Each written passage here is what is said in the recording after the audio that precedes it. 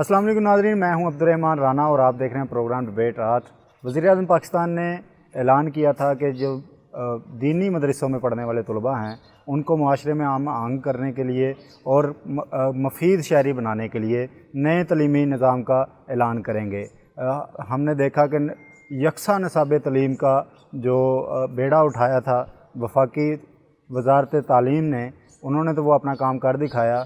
اسی سلسلے میں پچھلے ہفتے ایک بڑی ہی اہم پیش رفت سامنے آئی ہے اور تقریباً 2020 کے بعد جو پہلے سے رائج العمل نظام تھے مدارس کے، ان کو تقریباً بڑھا دیا گیا ہے۔ ان میں سے ایک نظام المدارس بھی سامنے آیا ہے۔ ان کے روح رواں ناظم اعلیٰ نظام المدارس ہمارے ساتھ ہیں، ان سے پوچھتے ہیں کہ اتنے دینی مدارس اور ان کے نظام ہونے کے باوجود نظام المدارس کی ضرورت کیوں آئی۔ ہمارے ساتھ موجود ہیں ناظم اعلیٰ نظام المدارس میر آصف اکبر صاحب۔ بہت شکریہ سر آپ کے وقت کا۔ یہ فرمائیے گا کہ اس کی ضرورت پیش کیوں آئی نظام المدارس کی؟ بسم اللہ الرحمن الرحیم۔ پاکستان میں دینی مدارس کا ایک بہت بڑا کردار ہے، ٹھیک ہے، اور بڑی تعداد میں طلباء دینی مدارس کے ذریعے تعلیم حاصل کرتے ہیں۔ صحیح، بالخصوص یہ وہ طالب علم ہوتے ہیں جن کے معاشی حالات اس طرح کے نہیں ہوتے، اس قابل نہیں ہوتے کہ وہ سکول، کالج اور یونیورسٹیز کی فیسز ادا کر سکیں۔ ٹھیک ہے، دینی مدارس میں آ کے وہ اپنے تعلیمی کیریئر کو آگے جاری رکھتے ہیں۔ تو 80 کی دہائی میں اس وقت پاکستان کو 5 مسالک کی بنیاد کے اوپر بورڈ دیے گئے، ٹھیک ہے، جن میں وفاق المدارس عربیہ دیوبند مکتبہ فکر کو، تنظیم المدارس اہل سنت بریلوی مکتبہ فکر کو، وفاق المدارس سلفیہ اہل حدیث کو، وفاق المدارس شیعہ اہل تشیع کو، ٹھیک ہے، اور ایک ضیاء الحق صاحب نے خصوصی طور پہ جماعت اسلامی کو رابطۃ المدارس بھی دیا۔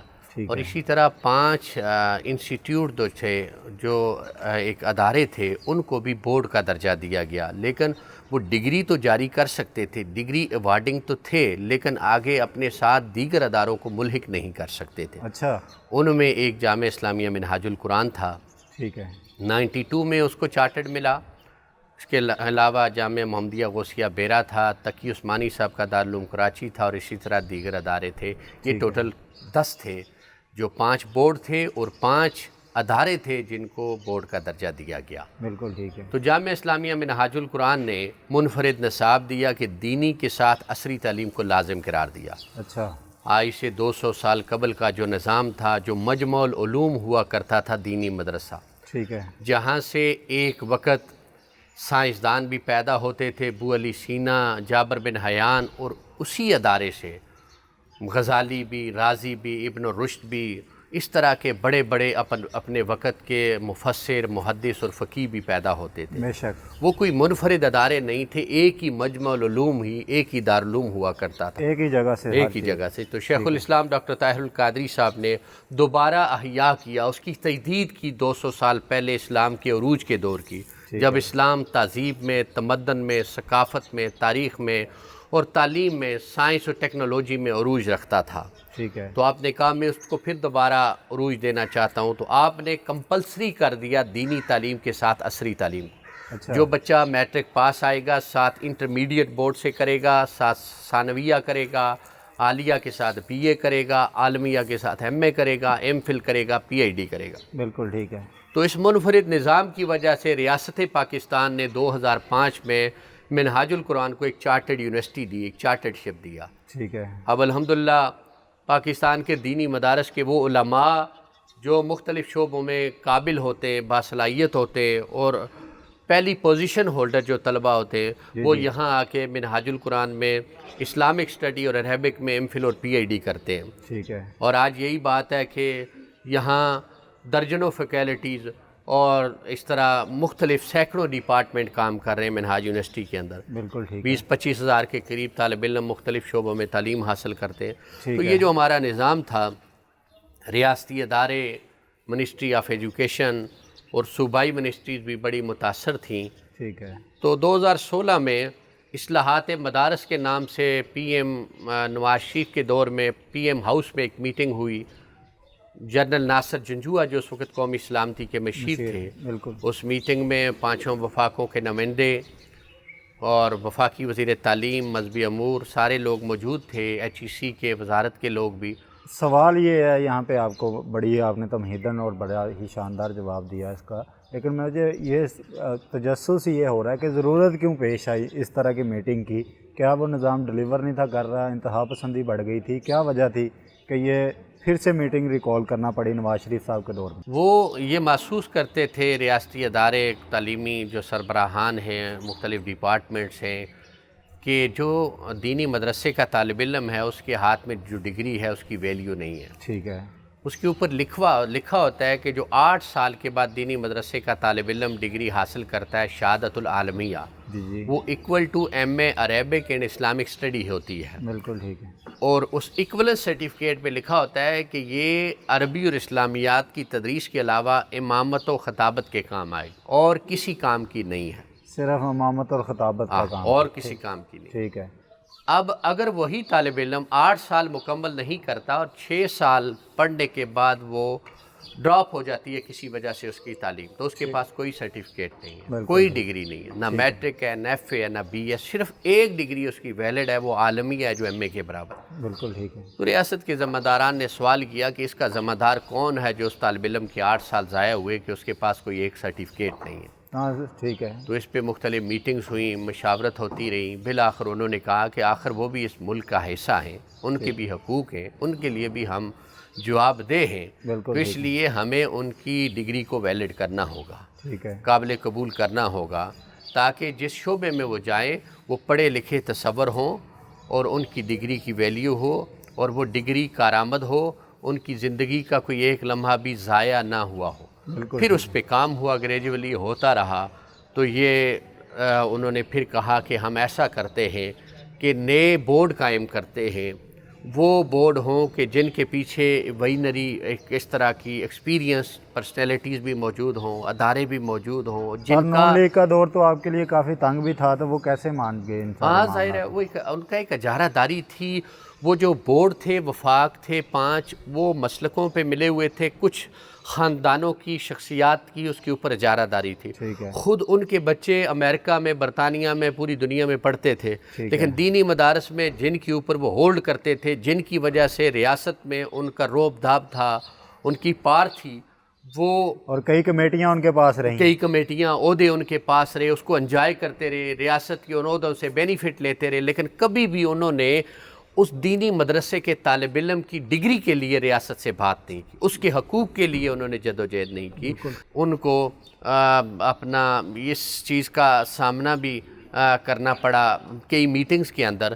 اب ایک عالیہ کی ڈگری جو BA کے برابر ہے، اب BA مثلا وہ BA عالیہ، لیکن وہ برابر نہیں، ایکولنس اس کو نہیں ملتا۔ ٹھیک ہے، کہیں نوکری لینے جائے بچہ تو اس کو BA کی ڈگری دکھانا پڑتی ہے، عالیہ کو کوئی نہیں مانتا، یہ ایک اعلیٰ سطحی میٹنگ میں بات ہوئی تو وہاں پوچھا گیا کہ آپ بورڈوں کے سربراہ ہیں، 45 سالوں سے آپ کو معلوم ہے کہ آپ کی عالمیہ MA کے برابر ہے، لیکن کوئی ڈگری کسی کے برابر نہیں ہے، ٹھیک ہے، کہ آپ نے کسی فورم پہ بات کی ہے؟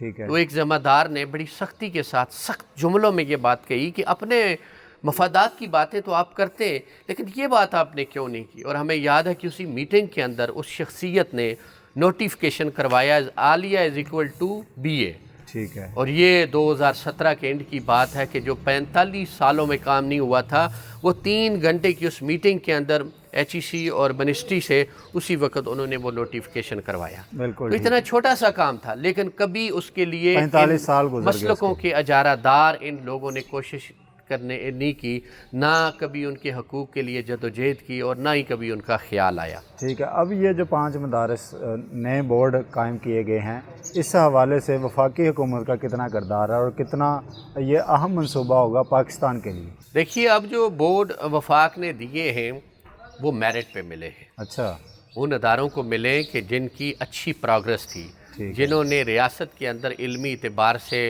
بڑا منفرد اور بڑا ممتاز کام کیا ہے۔ یہ سارا کچھ جیسے منہاج القرآن کا دیکھیں کہ وہی 92 ان کو بورڈ ملے تھے، اس کو ایک انسٹیٹیوٹ کا درجہ ملا تھا، لیکن گریجولی اس نے کام کرتے ہوئے اپنے آپ کو یونیورسٹی پہ لے کے گیا، اور اس وقت ایک نامور W کیٹیگری کی یونیورسٹی ہے۔ تو جب ہمیں نظام المدارس کا بورڈ دیا تو انہیں یہ یقین تھا کہ یہ اصلاحات کریں گے، اس میں جدید نصاب لے کے آئیں گے، اس میں سوشل سائنسز کو لے کے آئیں گے، ایسی عصری سبجیکٹ کو لے کے آئیں گے کہ جو طالب علم یہاں سے اس بورڈ سے نصاب پڑھے گا وہ معاشرے کے کسی بھی شعبے میں جائے وہ پڑھا لکھا نصاب کی آپ بات کر رہے ہیں میر صاحب، تو جو نصاب حکومت چاہ رہی ہے وہ چاہ رہی ہے یکساں نصاب تعلیم، پہلی سے لے کے 5ویں تک وہ بن بھی گیا۔ اب اس حوالے سے بھی کوئی لاہ عمل ترتیب دیا جا رہا ہے کہ دینی مدارس کا بھی ایک نصاب بنا دیا جائے کہ ہر مدارس اپنی اپنی تعلیم دے گا؟ اس کے لیے یہ ہے کہ یکساں نصاب تعلیم جو فیڈرل منسٹری آف ایجوکیشن نے صوبوں کو تو دے دیا ہے اور صوبوں نے بھی عمل درآمد اس پہ کرنا شروع کر دیا اور اس سال 2021 میں وہ نافذ العمل ہوگا۔ ہمارے اداروں کے اندر جو ابتدائیہ ہیں وہی یکساں نصاب تعلیم ہوگا، اور اسی طرح جو ہمارا میٹرک ہے 9th اور 10th ہے وہ بھی بورڈ کا جو سلیبس ہے ہم نے وہی پڑھانا ہے، اور اس کے بعد جب ہمارا بچہ ثانویہ خاصہ میں جائے گا اس کو انٹرمیڈیٹ ہم کروائیں گے، اور وہ تمام بورڈوں نے اس پہ ایگری کیا، اور ہم تو آلریڈی اس کی پریکٹس کر رہے ہیں گزشتہ 20-30 سالوں سے۔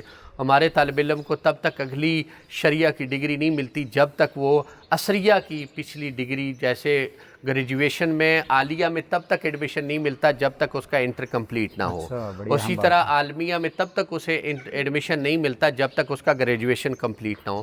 ہم تو 30 سالوں سے دونوں تعلیمیں دیتے ہیں تاکہ دینی تعلیم اس لیے ہو کہ وہ دین کی خدمت کر سکے اور کسی کا محتاج نہ ہو، اور کسی کے لیے کسی کے پاس اس کا اپنا ہاتھ نہ پھیلائے، وہ خوشحال ہو معاشی طور پہ، اور عصری تعلیم اس لیے اس کو ساتھ دیتے ہیں تاکہ یہ سارا کچھ اس کے پاس ہو، دینی تعلیم اس لیے کہ تاکہ دین کی بلوس وہ خدمت بغیر معاوضے کے وہ خدمت۔ بالکل ٹھیک ہے ناظرین، ہماری ناظم اعلیٰ نظام المدارس سے گفتگو کا سلسلہ جاری ہے۔ ابھی لیتے ہیں یہاں پہ ایک چھوٹا سا بریک کے بعد دوبارہ جب واپس آؤں گا تو ان سے پوچھوں گا کہ نظام المدارس کا وہ کون سا اہم جز ہوگا جس کو وہ لازمی طور پر اپنے نصاب کا حصہ بنائیں گے، ایک چھوٹے سے بریک کے بعد۔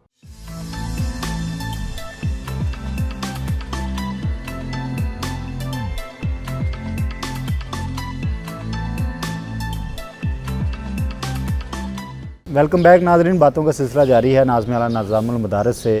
میر افضل اکبر صاحب ہمارے ساتھ موجود ہیں۔ میر صاحب، نصاب کیا ہوگا آپ کا، آپ نظام المدارس کا جو آپ اپنے تئیں پڑھائیں گے بنائیں گے، کون کون سا اہم جز ہوں گے اس میں؟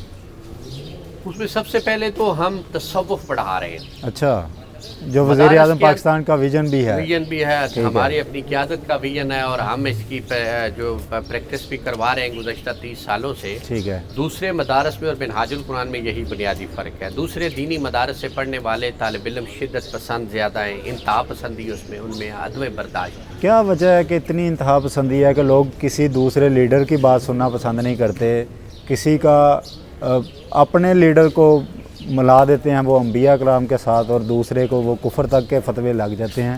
کیا اس پہ کیا رسپونڈ کریں گے آپ؟ بنیادی طور پہ شدت پسندی، انتہا پسندی اور عدم برداشت ہے۔ اس کے لیے ان کو ایسا نصاب ہی نہیں دیا گیا جو تصوف ہو، صوفیانہ فکر پہ مبنی ہو، جس پہ اعتدال ہو، جس میں برداشت ہو، جس میں عفو و درگزر ہو، یہ چیزیں ان کو سکھائی نہیں گئی۔ وہ انتہا پسندی اور شدت ان کے اندر کوٹ کوٹ کے بھری ہوتی ہے، جس وجہ سے وہ اپنی قیادت کو، اپنے استاد کو تو اوپر اعلیٰ علیین سے ملا لیتے ہیں، لیکن دوسرے کو تکفیریت تک پہنچا دیتے ہیں، اور ایسے کفر کے فتوے باندھتے ہیں کہ جیسے کوئی اس کی حیثیت ہی کچھ نہیں۔ تو اس شدت پسندی اور انتہا پسندی کے خاتمے کے لیے ہم سب سے پہلے تصوف کو لازمی بنیادی مضمون بنا رہے ہیں، تاکہ طلبہ کے اندر اعتدال پیدا ہو، برداشت پیدا ہو، اور قبولیت عامہ پیدا ہو۔ دیکھیں صوفیاء کا طریق یہی ہوتا تھا، وہ کسی سے اس کا مذہب اور مسلک نہیں پوچھتے تھے، اس کو پیار سے سینے سے لگاتے تھے، جب واپس پلٹتا تھا تو وہ کہتا تھا اشہد انک محمد رسول اللہ۔ تو ان کے کردار، ان کے عمل اور ان کے صوفیانہ اس برداشت والے پن کی وجہ سے ہی لوگ زیادہ تر اسلام میں آئے، اور سارا بر صغیر پاک و ہند تو صوفیاء کی وجہ سے، تصوف کے وجہ سے ہے۔ یہ بتائیے گا کہ تصوف میں آپ کن بزرگان دین کا جو نصاب ہے یا کن کتب کو شامل کر رہے ہیں؟ ہم نے تصوف میں رسالہ کشیریہ، امام کشیری جو تصوف کے بانیان میں سے بڑے بزرگوں میں سے ہیں، ان کی کتابیں بھی ہم نے شامل کی ہیں۔ اسی طرح ہم نے سیدنا شیخ عبدالقادر جیلانی کی کتابوں کو بھی رکھا ہے، داتا گنج وصلی حجویری نے تصوفی کام کیا، ان کے وہ آپ کچھ رکھیں۔ اور شیخ الاسلام ڈاکٹر طاہر القادری صاحب نے تصوف پہ بڑا کام کیا ہے، ان کی کتب کو بھی تصوف میں ہم نے رکھا ہے، تاکہ بچے کی جو تعلیم کے ساتھ تربیت ہو اس کے اندر اعتدال پیدا ہو، شائستگی پیدا ہو، ادب پیدا ہو، تعظیم پیدا ہو، مودت اور مؤدب قسم کا ہو۔ کچھ ناقدین یہ بھی تنقید کرتے ہیں کہ جو تصوف ہے یا جو صوفی بننے کا عمل ہے وہ سنگت سے ہوتا ہے، یونیورسٹیاں نہیں بنا سکتی بندے کو صوفی، اس پہ آپ کیا کہتے ہیں؟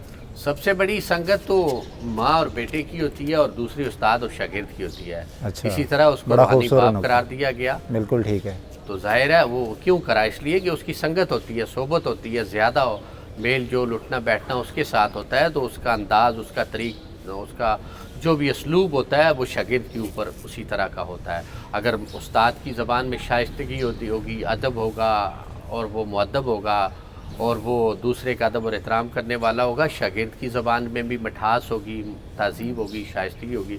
اگر وہ گالم گلوچ کرنے والا ہوگا، بے ادبی کرنے والا ہوگا، ایسے تکفیریت کرنے والا ہوگا، تو شاگرد بھی ایسا ہوگا۔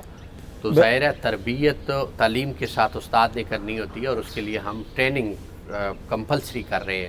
ابتدا ہی سے جو نصاب ہم پڑھائیں گے اس کی ہم ٹریننگ کروائیں گے۔ بالکل ٹھیک ہے، بڑا ہی خوبصورت جواب آ گیا آپ کا، لیکن یہ مجھے بتا دیں کہ اب منہاج القرآن میں یہ جو شریعہ پڑھا رہے ہیں آپ لوگ، یہ کس طرح قابل قبول ہے انٹرنیشنل سطح پر بھی اور پاکستان میں بھی؟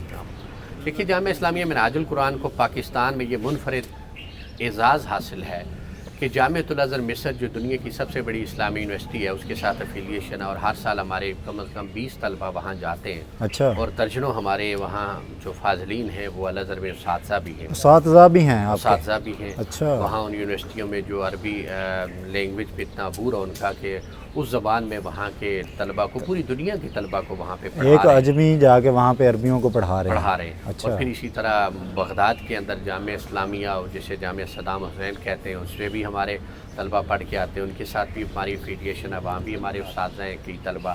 ٹھیک ہے، اور اسی طرح شام کے ملک میں بھی ہمارے کچھ یونیورسٹیوں کے ساتھ افیلیشن ہے۔ تقریباً 20 سے زائد بین الاقوامی یونیورسٹیوں کے ساتھ جامعہ اسلامیہ منہاج القرآن کی افیلیشن ہے۔ اچھا، اور ہمارے طلبہ وہاں پہ جاتے ہیں، وہاں پڑھتے بھی ہیں اور پڑھا بھی رہے ہیں۔ اچھا، کیسے آپ لوگ اس کو بھیجتے ہیں طلباء کو؟ میرٹ ہے یا پھر کوئی اسکالرشپ ہے؟ حکومت کا کیا اس میں عمل دخل ہے؟ ذرا وہ ناظرین جو جانا چاہتے ہیں۔ مختلف درجات کے اندر طلباء کو اپلائی کرنے کا اختیار ہوتا ہے، اور اس کے لیے ایک سلیکشن کمیٹی ہوتی ہے۔ اچھا، اور اس کے لیے ایک میرٹ بنایا جاتا ہے، اس میرٹ کے اوپر جو پورا آئے اس کے لیے انٹرویو ہوتا ہے، اور وہ پورا جب پروسیس کرتا ہے اور اس کے بعد اس کو وہاں پہ بھیج دیا جاتا ہے۔ ہمارے یہاں آغوش ایک یتیم بچوں کا ادارہ ہے جس کی تمام کفالت بے سارا بچوں کی ہم کرتے ہیں۔ اچھا، وہاں سے پڑھنے والے بچے جن کا کوئی وارث نہیں ہے وہ بھی میرٹ کے اوپر الازہر یونیورسٹی میں پڑھ رہے ہیں۔ میرٹ کیا جی آپ کا علامہ صاحب؟ میرٹ یہی ہے کہ وہ بچے اپنا جو اکیڈمک ان کا کیریئر ہے وہ ایکسیلنٹ ہو، 90% پلس ان کے نمبر ہوں، ٹھیک ہے، عربی ادب کے اندر ان کی مہارت ہو، اور جو علوم کے ساتھ فنون ہیں ان کے اوپر بھی ان کی اچھی دسترس ہو، ٹھیک ہے، اور وہ اس کے علاوہ باقی جو ریکوائرمنٹ ہے وہ بھی رکھتے ہوں، تو ان کی سلیکشن اس کے لیے ہو جاتی ہے۔ کوئی سفارش بھی چلتی ہے اس معاملے میں؟ نہیں، وہ تو ظاہر ہے ہمارے ہاں جو انسٹیٹیوٹ ہیں وہ سارے انڈیپینڈنٹ ہے، اور ان کے اندر پروفیشنلز کام کر رہے ہوتے ہیں، پرنسپل ہیں، اکیڈمک کے اندر آرمی آفیسر ہیں، مختلف لوگ ہیں جو اپنے شعبوں کے ماہرین ہیں۔ اچھا، تو وہ بھی ظاہر ہے اپنی کارکردگی کے لیے میرٹ کو مد نظر رکھتے ہیں، اور ان کی تقرری بھی اسی بنیاد کے اوپر کی جاتی ہے، اور یہ نہیں کہ کوئی کسی کی افیلیشن نہیں کہ قیادت کے کوئی عزیز رشتہ دار ہوں، کوئی وہاں پہ وہ اپائنٹ ہو، یا ان کا کوئی ایسے بندہ، ایسا کو بالکل ممکن نہیں ہے۔ ہر شعبہ یہاں میرٹ پہ ہے، درجنوں ڈپارٹمنٹ یہاں ادارے ہزاروں سینکڑوں کی تعداد میں کام کر رہے ہیں، اور پروفیشنلز وہاں پہ میرٹ کی وجہ سے ہی ترقی کر رہے ہیں۔ چلیں آگے بڑھتے ہیں، اب نظام المدارس بن گیا، کیا کر رہے ہیں اب آپ اس کے لیے؟ کہاں سے لوگ ایفیلیشن آپ سے لے سکتے ہیں؟ طریقہ کار کیا ہوگا، اور اب تک کیا پرفارمنس ہے آپ کی؟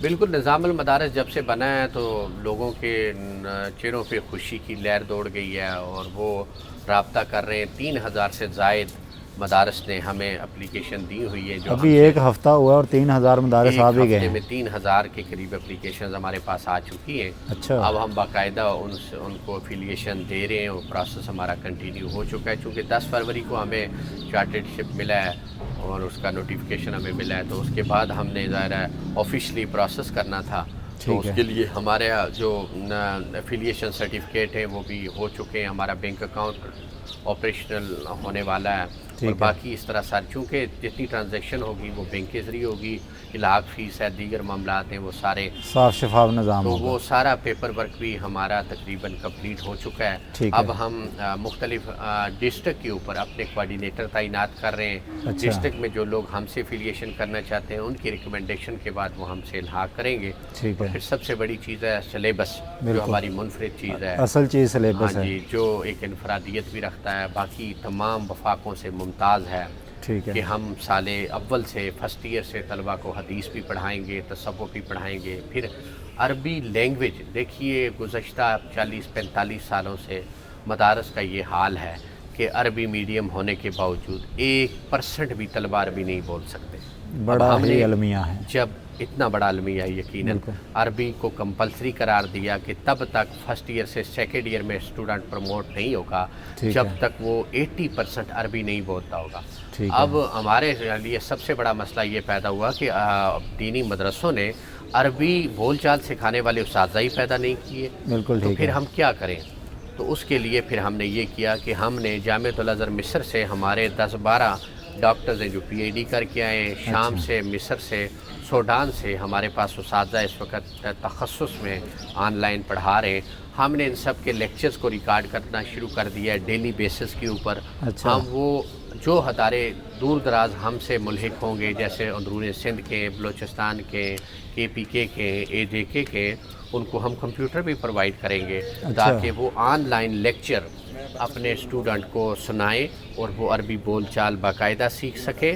اور اس کے ساتھ یہ ہوگا کہ ہم ایسا بھی کرنا چاہ رہے ہیں کہ 10 سے 11 بجے تک ایک آن لائن ہماری عربی بول چال کی کلاس ہو اور وہ سارے ہمارے ساتھ آن لائن کنیکٹڈ ہوں ادارے۔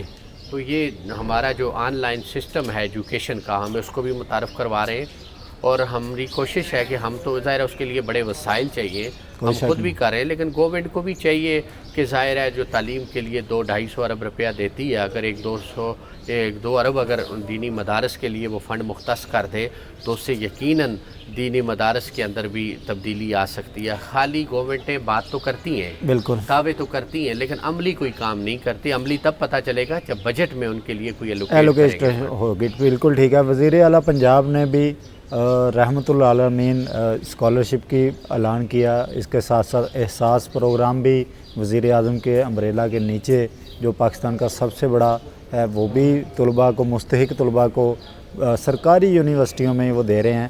آپ ایز اے ہیڈ نظام المدارس حکومت سے کیا اپیل کریں گے کہ وہ آپ کی طرف بھی وہ کریں توجہ؟ اس میں یہی کہوں گا جیسے فیڈرل منسٹری نے یہ ہمیں دیا ہے کہ جو اچھے ادارے ہوں گے، دارالعلوم ہوں گے جہاں عالمیہ تک کی تعلیم دی جاتی ہے، وہاں ٹیکنیکل ایجوکیشن کے لیے وہ ٹیچرز بھی پرووائڈ کریں گے، کمپیوٹرز بھی پرووائڈ کریں گے، موبائل لیب ٹیکنیشین بھی اور ان کی لیب بھی پرووائڈ کریں گے، اور اسی طرح باقی بھی ٹیکنیکل کے شعبے وہ دیں گے۔ 50 انہوں نے ہمیں کہا کہ ادارے آپ جو ریکمینڈ کریں گے ان کو ہم۔ دوسرا انہوں نے کہا کہ جو طلبہ آپ کے بورڈ میں پوزیشن ہولڈر ہوں گے، پہلی، دوسری، تیسری، ان کو پر اسٹوڈنٹ ہم 20,000 اپنی طرف سے وہ اسکالرشپ دیں گے۔ بالکل ٹھیک ہے۔ ہمیں یہی آپ نے جو بات کی کہ کیا ہم ڈیمانڈ کرنا چاہتے ہیں، دیکھیں گورنمنٹ کو بھی چاہیے، بالخصوص صوبائی گورنمنٹس کو، کہ وہ صوبوں کے اندر بھی بجٹ مختص کرے دینی مدارس کے لیے، بالخصوص جدید عصری تعلیم، جدید سائنس اور ٹیکنالوجی سے ان کو متعارف کروائے تاکہ وہ فی سبیل اللہ دین کی خدمت کرے اور ان کا روزگار، جدید جو تعلیم ہو ان کے پاس، جدید جو فن ہو ان کے پاس، اس کے ذریعے سے وہ اپنا ذریعہ معاش وہ چلا سکیں، اپنا روزگار چلا سکیں۔ تو اس کے لیے جیسے انہوں نے کچھ اسکالرشپ کا اعلان کیا، دینی مدارس کے طلباء کے لیے بھی کریں، ان کو کمپیوٹر پرووائڈ کریں، ٹیچرز پرووائڈ کریں، اور اس میں ایسا نصاب کے اندر ہمیں کچھ چیزیں پرووائڈ کریں جو ہم دینی مدارس کے اندر۔ بالکل ٹھیک ہے ناظمین صاحب، ایک اور بڑا سوال جس پہ دینی مدارس پہ بڑی تنقید ہوتی ہے کہ یہ حفظ تو کروا دیتے ہیں لیکن عربی کی جو اصل اصطلاح ہے، قرآن اگر صحیح نہ پڑھا جائے تو وہ بھی بندے پہ لعنت بھیج رہا ہوتا ہے، اس کی جو اصل لہجہ ہے اس کے حوالے سے آپ لوگ کیا کریں گے؟ اور کئی دفعہ ایسا ہوتا ہے کہ لوگ پڑھ رہے تو ہوتے رہے ہیں لیکن پنجابی طریقے سے پڑھ رہے ہوتے ہیں، اس کو کیسے مینٹین کریں گے، کیسے میک شور کریں گے کہ اتنا بڑا سیٹ اپ چلائیں گے؟ جب 3,000 مدرسے آپ کے انڈر آ گئے تو میک شور کیسے کریں گے کہ وہ ٹھیک سے پڑھائیں؟ اس کے لیے ہم نے یہی کیا ہے کہ جو ہمارا ابتدائیہ ہوگا، شعبہ حفظ ہوگا، اس کے لیے ہم نے اس کا ناظرہ کمپلسری کیا ہے، اور وہ تجوید و قرات کے ساتھ اس میں میتھڈ آف ٹیچنگ ہم نے دی ہے قراء کرام کے لیے کہ وہ پڑھائیں گے کیسے. ٹھیک ہے. بورڈ کے تو اوپر قراء کرام کو خود نہ آتا ہوگا تو وہ کیا کریں گے جی؟ دیکھیں وہ تو پھر ایسے ٹیچروں کی اپائنٹمنٹ نہیں ہوگی نا. جب اپائنٹمنٹ کی جائے گی تو میرٹ کے اوپر کی جائے گی. جو باصلاحیت ہوگا، جس کا تلفظ اچھا ہوگا، جس کو قرآن مجید یاد ہوگا اور قرآن مجید خوشلانی کے ساتھ پڑھتا ہوگا. ٹھیک ہے. یہ وہ بنیادی چیزیں ہوں گی جس کی بنیاد کے اوپر قاری کا تقرر ہوگا. جب قاری کا تقرر ہوگا پھر ہم اس کو ٹریننگ دیں گے. ٹھیک ہے. ہم ٹریننگ دیں گے کہ اس کا میتھڈ آف ٹیچنگ کیا ہوگا، کہ بچے کو پہلے وہ ناظرہ پڑھائے گا، اس کے ساتھ تجوید و قرات کے قواعد اس کو سکھائے گا، اور تجوید و قرات کے قواعد وہ بورڈ کے اوپر لکھے گا اور بچوں سے اس کی پریکٹس کروائے گا تاکہ وہ کلاس میں یاد کر کے چلے جائیں، ایک لہجہ ان کا ہو. اور پھر اس کے بعد جب وہ پڑھ لیں گے سال کے اندر، اس کے بعد اس کو حفظ کروائے. اب حفظ کے اندر ان کی پریکٹس کروائے. ٹھیک ہے. ان قواعد کو لاگو کروائے. ٹھیک ہے. روزانہ اس کی مشق کروائے. تو بچہ جب حفظ کرے گا، ساتھ اچھا قاری بھی ہوگا، خوش الحان بھی ہوگا، اس کو کی قرات میں بھی اس کے قواعد پختہ ہو چکے ہوں گے. اور اس کے ساتھ ہم نے کچھ نصاب تربیتی رکھا ہے. نہیں وہ تو ٹھیک ہے آپ کا بات، لیکن مجھے یہ ابھی تک کلیئر نہیں ہو چکا جواب کہ آپ یہ فرمائیے گا کہ جتنے بھی دینی مدارس دور دور کے ہیں، مثال طور پہ اندرون سندھ میں ہوں گے، اندرون جنوبی پنجاب میں ہوں گے، اندرون KPK میں ہوں گے، ادھر پنجاب کی حالتیں دیکھ لیں آپ، ان کو وہ تو آپ کے دسترس میں نہیں ہوں گے، الحاق میں آگے بس بات ٹھیک ہے، اس کو کیسے چیک اپ کیا جائے گا؟ اس کے لیے یہ ہوگا کہ دیکھیں مدارس نے ٹیچر تو اپائنٹ کرنے ہیں. ٹھیک ہے. ٹیچر کے لیے ہم نے کرائٹیریا مقرر کیا ہے کہ اس معیار کا آپ ٹیچر رکھیں گے. پھر پہلے جو موجود ہیں ان کے پاس زونل سطح پہ، ڈسٹرکٹ سطح پہ ہم ٹریننگ دیں گے. ٹھیک ہے. ویکلی، منتھلی، ٹھیک ہے، سیمائی بنیادوں پہ ہم ٹریننگ دیں گے. ٹھیک ہے. اور وہ ان کو ٹرینڈ کریں گے. ٹھیک ہے. کہ میتھڈ آف ٹیچنگ کیا ہوگا. ٹھیک ہے. کس طرح ایزیلی آپ بچے کو ایجوکیٹ کر سکتے ہیں. ٹھیک ہے. اور وہ سارے ٹولز ان کو سکھائیں گے. ہمارے ایکسپرٹ جائیں گے. ہمارا ڈائریکٹریٹ آف تربیہ ٹریننگ، پورا ایک ڈائریکٹریٹ آف ٹریننگ ہے. اچھا. تربیت کا پورا ڈپارٹمنٹ ہے ہمارا نظام المدارس کا. ٹھیک ہے. جو ابتدائیہ سے لے کے عالمیت تک کے اداروں کو ٹرین کرے گا. ٹیچرز کو ٹرین کرے گا. وہ لینگویج کے ٹیچر ہوں، وہ علوم کے ٹیچر ہوں، وہ فنون کے ٹیچر ہوں. ہمارا ادارے سے ملحق ہر ٹیچر کے لیے کمپلسری ہوگا کہ وہ اپنی ٹیچرز کی ٹریننگ کروائے گا. بالکل ٹھیک ہے. ناظرین، آپ نے نظام المدارس کے ناظم اعلیٰ میر آصف اکبر کی گفتگو سنی. بہت شکریہ سر، آپ نے ڈبیٹ آر کے لیے وقت نکالا. بہت شکریہ آپ کا بھی. ناظرین، آپ نے میر آصف اکبر صاحب کی گفتگو سنی. امید ہے آپ کو پسند آئی ہوگی. ابھی تک لیے اتنا ہی. ہمیں دیجیے اجازت. اللہ حافظ.